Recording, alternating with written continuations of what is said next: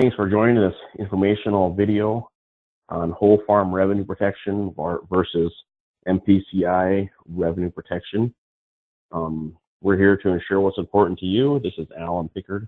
I am the whole farm revenue protection specialist at Pickard Insurance Services. This is going to be a video. It should be about 20-25 minutes long. It'll tell you the differences between the two and how to best protect your farm going forward for the future. We're going to get started here. We're going to start off some multi-peril stats. Agent time to build the policy. In multi-peril, it's taking about an hour from start to finish, covering $1 million in liability. That's the application, that's the acreage report, that's the final report at the end. Does it protect the farmer? Not really, in my opinion, as an agent selling both of the products, which I can do. I like the whole farm better because the multi-peril, as we get through, it basically is a catastrophic event at this point with the technologies that we have with the seeds and whatnot. Multi-peril, for the most part, has been around for 30 years. So it's a policy that's been around a long time, but yet at the same point, farming has changed. Everyone can sell it. If you have a multi-peril license, you can go ahead and sell it, and a lot of people do. Years of actuarial data. There are more years than you can think of actuarials of what the crops produce, what the APH is, so on and so forth. The insurance companies know when the loss will occur and how bad it will be. That's the data that's in the actuarials. They know when they're going to have to pay a claim out. That's why they like this product so much. It's easy to underwrite. Yep, application is 3 pages long. You fill it out. All of your history is there. You don't have to build a policy. If you transfer from the agent you're with to me, it's simply a signature. Everything is already on the big computer in the sky. All the data just transfers to me. It's very, very little work and very, very little headache. Haven't had nationwide losses in years. For the most part, we haven't. We haven't had farming economic disaster when it comes to crop insurance in years. The insurance company just collects the premium and have no loss. That's correct. All they do at the end of the day is they collect your premium. You don't have a loss. I talked to one farmer. He said, I've been with my current agent for 18 years and I've had a loss not one out of those 18 years. Otherwise, you just collect the premium and they continue to go on.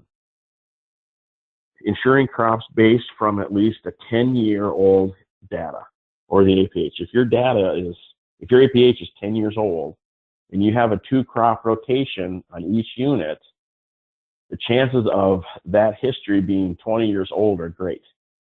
I also know producers that have a 4-crop rotation. That means that your APH is 40 years old.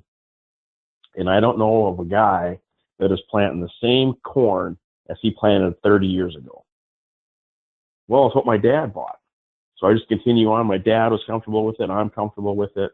And that's fine. But is it really protecting you what needs to be protected? Or is it just simply a Band-Aid for a worst case scenario? Well, it's whatever my agent recommends. Well, at the end of the day, does the agent pay the bank note off? Is the agent going to be there when the bank forecloses on you because you didn't have enough money to guarantee to what the loan is worth? Now we're going to get to whole farm revenue protection stats. Agent time to build on that same $1 million guarantee policy, it's going to take me about 12 hours to put all of my information together. The whole farm revenue policy is built to your specific farming operations. We use different yields, we use different prices, we use different things in a multi-peril, and each thing that we use, we have to prove, so it takes time to do all that stuff. In our agency, that time falls on me. I'm just going to simply ask you the questions, and for information, there are other things and ways that we do that. Protects the farmer's revenue stream. The whole farm revenue protection, anything that you sell on your farm is going to generate a revenue, and that's what we call the revenue stream. This product was an AGR, which is adjusted gross revenue, before the 2014 Farm Bill changed it to whole farm revenue protection, and that's sold in all 50 states. A lot of commodities covered under it. A lot of agents will say, well, it's just for fruits and vegetables. That's a myth. Your income tax doesn't know the difference between corn and fruit when you're selling it against the Schedule F. When you're selling it on your taxes, it does not know the difference of where that revenue stream came from. And at the end of the day, we want to be able to protect, and you want to be able to protect that revenue stream. That revenue stream is essential in paying the bills and making a living for your family. To use more realistic numbers, we're going to use the last 5 years of your taxes. We're going to have a lag year. The year we just left is what the lag year is going to be, so it's the 5 previous years for that. That's a better representation of the revenue stream in dollars than using a database or an APH that could be 10, 20, 30, 40 years old. That is a poor way to represent the revenue stream that you've got. All in one income in one pot. It is all in one pot. We're going to enterprise your whole farm under whole farm revenue. But at the end of the day, you have to ask yourself, do I care where it comes from, or as long as the revenue comes in? When the bank comes to foreclose on you, they're going to take it all. They don't care if just corn or soybeans, they're going to take it all. So let's use that same pot and get that same amount of protection that we need. Well, Mr. Pickard, you're going to say that, well, if I have more things, more revenue generating things, we'll have 3 revenue generating, corn, soybeans, cattle. The chance of a loss are very slim because now I have 3 pots to choose from, which is correct. But the chance of having a loss is a whole lot bigger. If you have a loss in all 3 commodities, the loss will be bigger in itself. And it takes all 3 of those revenue streams to meet your income.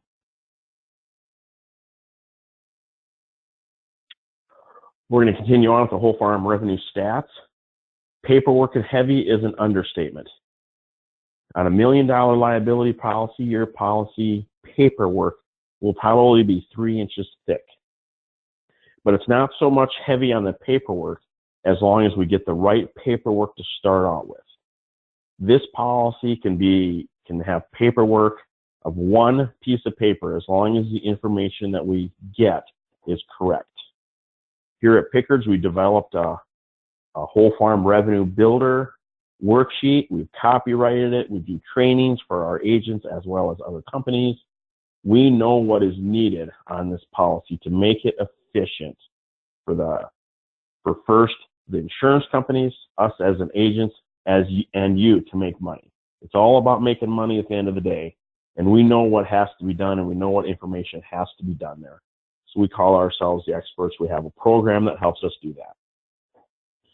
The first 3 things that the bank needs is what I'll need to get started. The bank gets your Schedule F. They get a farm operation report of what the farm is going to generate in the next year, and they get your inventory. I do the exact same 3 things. It's pretty easy in that respect. I've had guys tell me, it's like doing your income tax twice a year. I'll tell you what, if the bank forecloses, that's nothing like doing your income tax. So you have a choice. It is paperwork heavy, but it's a lot of it. So we're just going to ask you the questions and you're going to answer them for us. I can tell you that it's not easy to quote or to build the policy. So you're going to have you need an agent who knows what he's talking about and knows how it works. Other agents, and maybe your agent, doesn't want to lose the business or learn new things. Since it's paperwork, it's a different animal to start with. And some agents just aren't willing to do that. But here at Pickard, we want to protect your business and your farming operation. And the best way to do that is to protect your revenue stream. Now we're going to come back to how the multi-peril works versus how the whole farm revenue protection works. We're going to kind of go on to the daddy's combine. The multi-peril is your daddy's combine. It was been around for 30 years. You can see that a 4400 John Deere combine, brand new, should have cost less than $15,000. The revenue protection at the end of the day is always bushel based. No matter what the price is, it always comes back to a bushels raised. So what's so special about the APH? It is a good way to track the yields over time, because those yields you put into the database, and that's tracking those yields over time. It's a bad way to insure it because the APH could be 40 years old in some cases. 40 years ago is not the same product of crops that we're raising today.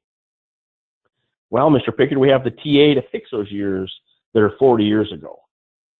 All that is a fix. It still doesn't address the problem if it's still a bushel based.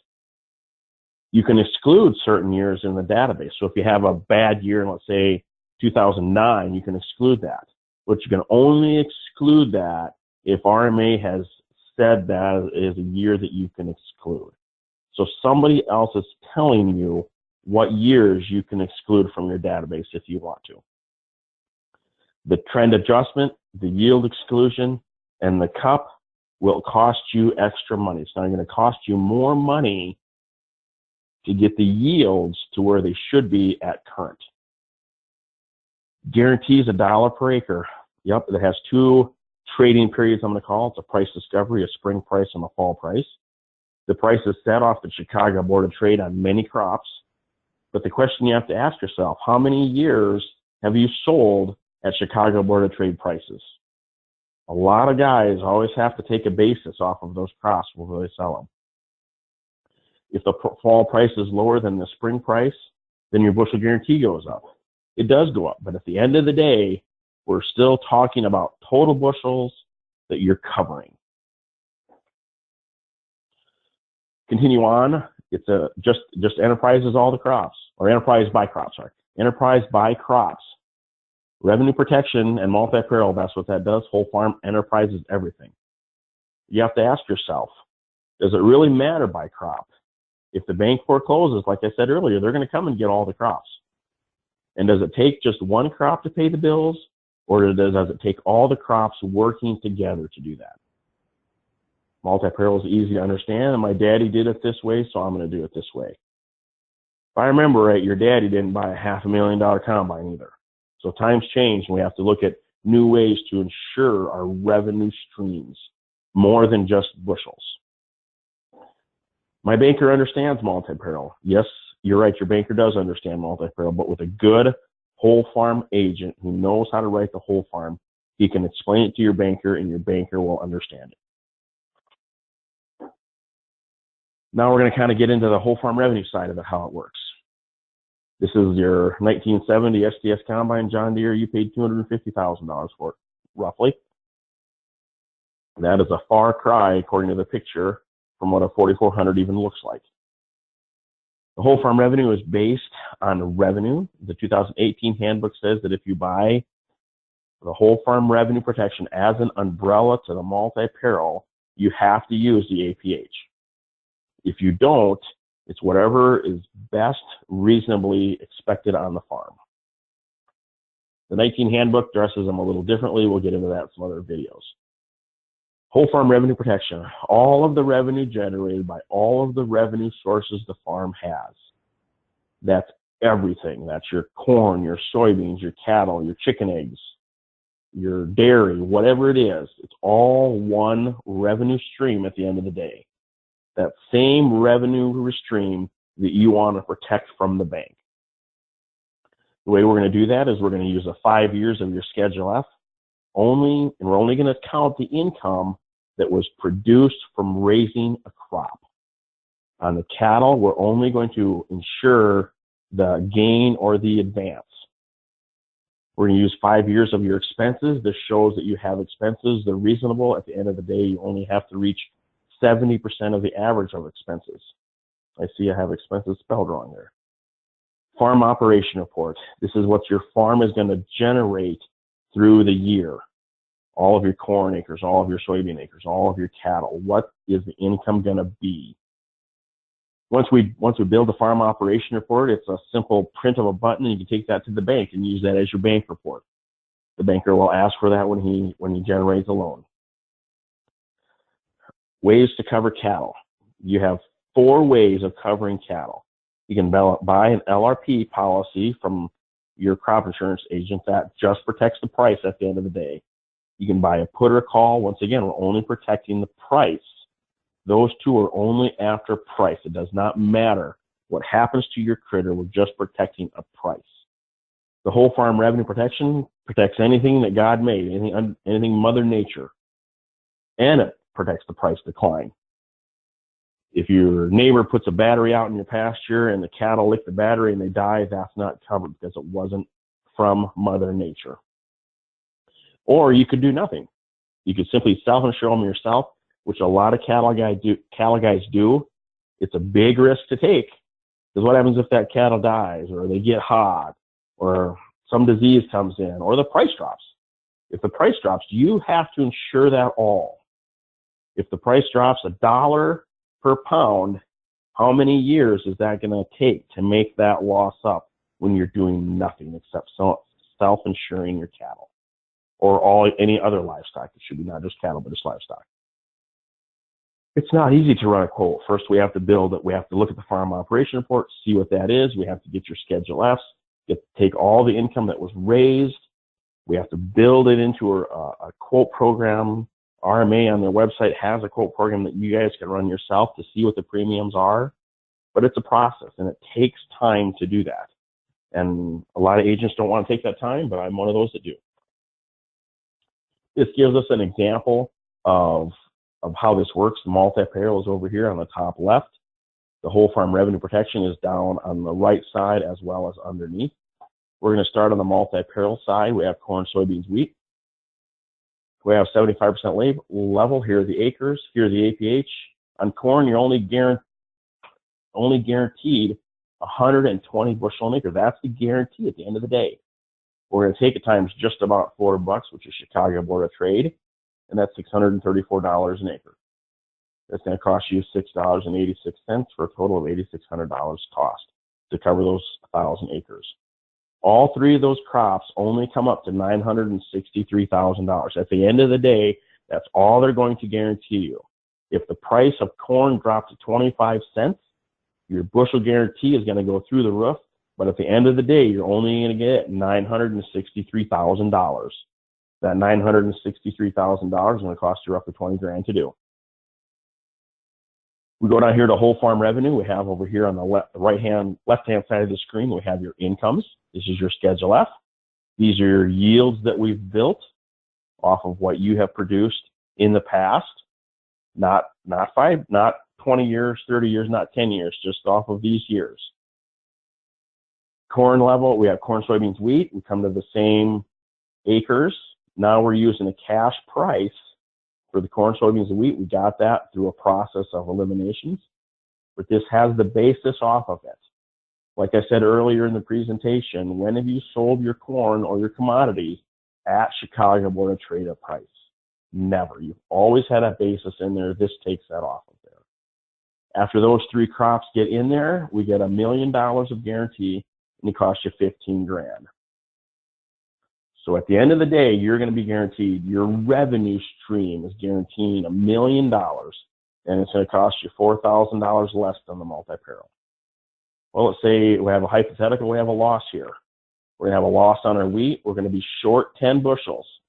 Let's say the price in my example stays the same.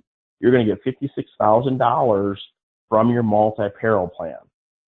But remember, that's still only guaranteeing you $963,000. We come down to the whole farm. Now realize everything is enterprise together. So that's the key that we have to remember on whole farm is we're talking one big enterprise unit. We took the same thing. We took the wheat. We have the price dropped from the spring price, new crop, to the end of the year. We can see that after we're all said and done, we're going to have a $16,000 loss. Well, Mr. Pickard, I got a bigger loss off of the multi-peril. You're right, the loss was bigger, but you're still only guaranteeing $963,000. At the end of the day, this is all that the multi-peril cares about. Down here, we're already at a bigger chunk of change for you for less money. But that's something that you're going to have to figure out, and you're going to have to decide what is best works for your farm. And that concludes the webinar that we have for this. We're comparing the two, whole farm revenue protection and the multi-peril. If you have any questions, you can give this number a call and ask for myself. I'm the whole farm expert at Pickard Insurance Services. Thank you.